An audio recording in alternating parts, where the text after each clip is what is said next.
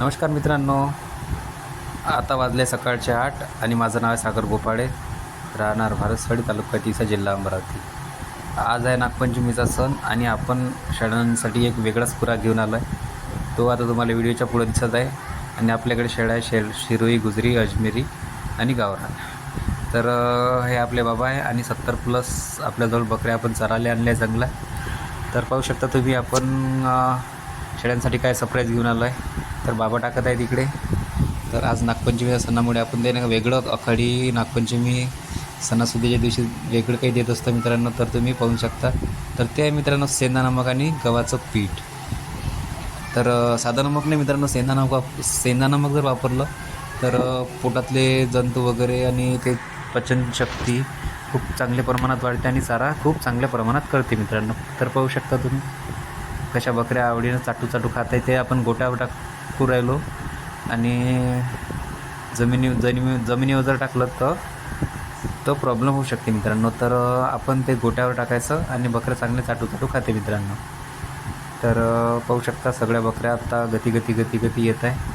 काही बकऱ्या आल्या आहे, काही बकऱ्या एकमेकीला मारू धडका मारू खात आहे. थोड्याशा शेळ्या वीक झाल्या आहे बरसातमुळे शेळ्या वीक होते, तरी घाबरायचं काही कारण नाही मित्रांनो. एकदा जर सोयाबीनची उल्लंमडी लागली तर आपलं भयानक काम चालू होऊन जातं. तर पाहू शकता तुम्ही काही बकऱ्या तिकडे दूर उभ्या आहे, काही बकऱ्या चुपचाप खात आहे. हा आपला गुजरीचा बोकड ओरिजिनल राजस्थानी आणि शिरोई शेळी आणि हा काटेल बोकड्या. तर काही बकऱ्या जास्तच डिम झाल्या मित्रांनो चारा पाण्यामुळं.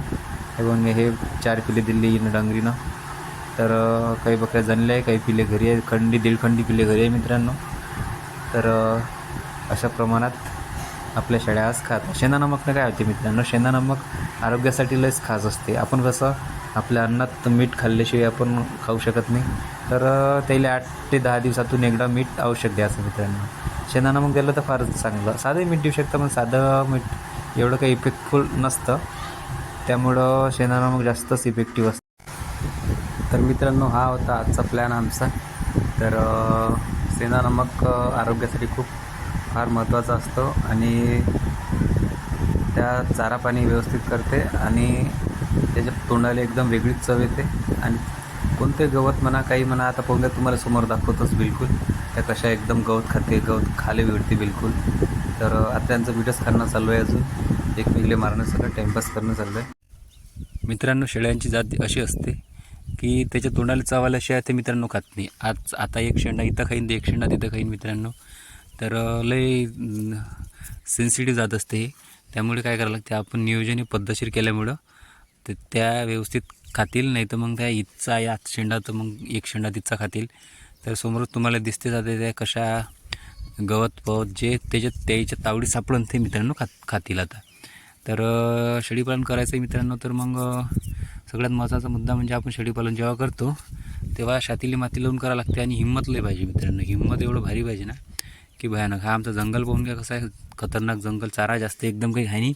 मोठं गवत, चंद्र्या फिंद्र्या हे ते बाकीचे ते खातात मित्रांनो. तर आपण या जंगलाच्या वर्षावर काही एवढं आहे नाही. फक्त ते कुटार आमच्याजवळ हरभऱ्याचं, तुरीचं कुटार, भुईमुगाचं कुटार आम्ही भरून ठेवत असतो. तर त्यावर आमचं शेळीपालन चालतं आहे मित्रांनो. एक टाईम आम्ही कशा आहे फिरवतो, पाणी जर आलं तर मग आम्ही त्याला कुटार मांडतो. तर काहीच्या पाठ आहे आपल्याला डेंजर खतरनाक पाठ आहे मित्रांनो. हे पाठ पाहू शकता तुम्ही, ओरिजिनल अजमेरीची पाठ आहे मित्रांनो. ते ओरिजिनल अजमेरी आहे. त्याला डेंजर पाठ आहे मित्रांनो. काही पाठा एवढ्या खतरनाक आल्या आपल्यापाशी. शिरोई जे आपल्यापाशी जे बोकड आहे कोणते ते गुजरी 2 बोकड, त्याच्या जे क्रॉस पिल्ला आहे मित्रांनो, एकदम खतरनाक पाठा. आपण त्याच्यापासून प्रोडक्शन घेणार आहे आता यावेळेस. तर हे पाठ पाहून घ्या. आपलीवाली बकरी आहे 4-5 येतातली. तर शेळीपालन करताय ना तर मग एकदम डेंजर करायचं. नाही तर मग काय ते 10-12 शेळ्या पालून काही फायदा नाही आहे. करायचं ते एकदम डेंजर, काही जातीच्या, कोणत्या वेगवेगळ्या जातीच्या. तर आता पाहू शकता तुम्ही थोड्या वेळात. तर ते आता कशा खातात मित्रांनो, लय पाला पाचोडा एवढा खातात, डेंजर का लय भयानक. आता पाहून घ्या. त्यामुळे हे बकऱ्या काहीतरी चरायला लागल्या, काहीतरी त्याच्या तोंडाला चव आली म्हणून काहीतरी खायला लागलं मित्रांनो. मीठ टाकून आता 15 मिनटं झाले, 15 ते 20 मिनटं. तर पाहू शकता तुम्ही कशा बकऱ्या एकदम गवत तोडू खाऊ राहिल्या. आता पण सगळ्या बकऱ्या गवत जे म्हणा त्याच्या जे तावडीत सापडणं ते खाऊ राहिल्या. लय डेंजर मीठ असते मित्रांनो. ते पोटात एकदम हे करून टाकते, पोटात एकदम क्लीन करून टाकते आणि चारा खाण्यास त्याला प्रवृत्त करते मित्रांनो. तर बघून घ्या, आमचे जंगलात काही जास्त गवत आहे नाही, म्हणजे जास्त चारा काही आहे नाही, जे भेटेल ते खातात मित्रांनो. पाहून घ्या, आता अजून खाल्लेलं गवत काय करते, आता एकदम एक राऊंड झाला त्याचा वाला आता हा, आणि एकदम डबल तिथंच चालला आहे, जिथं आपण मीठ टाकलं होतं ना, तिथून सगळ्या बकऱ्या तिथं डबल, तिला वाटते का अजून तिथंच मीठच आहे. तर ह्या पाहून घ्या, डबल पूर्ण छेड्या धाऊ धाऊ धाऊ धाऊ चालल्या मित्रांनो तिथं. असंच त्याचं वालं असते, एकदमच हे जात असते मित्रांनो हे. तर पाहून घ्या, डबल आल्या अजून, पाहून घ्या, चाटू चाटू चाटू डबल खाऊ राहिल्या. तर त्याचं आज चाऱ्यावर काही एवढं लक्ष राहिलं नाही, 15 ते 20 मिनटं. त्याच्यानंतर 20 मिनटं झाले, तिकडे थोड्याशा फिरायला दुसऱ्या भागात नेल्या, तर ते चांगलं एकदम खातात. तर पाहून घ्या, काही पाणी पिऊ राहिले मित्रांनो. पाणी तर पाजाले नाही पुरं तिथचं जास्त, पण थोडं हे आहे. आता पाहून घ्या, 10:30 वाजले आहे आमचा जायचा टाईम झाला आहे. आपल्या बकऱ्या आता घराकडे घेऊन चाललो आहे. आता मी दिसतो तुम्हाला थोड्या वेळात. तर ह्या बकऱ्या एवढ्या आपल्या 70+75 बकऱ्या एक टोटल. तर ह्या मी आहे, चाललो आता घराकडे, शाही काम आपलं. तर अशाच एका व्हिडिओ समोर भेटू, तोपर्यंत जय महाराष्ट्र.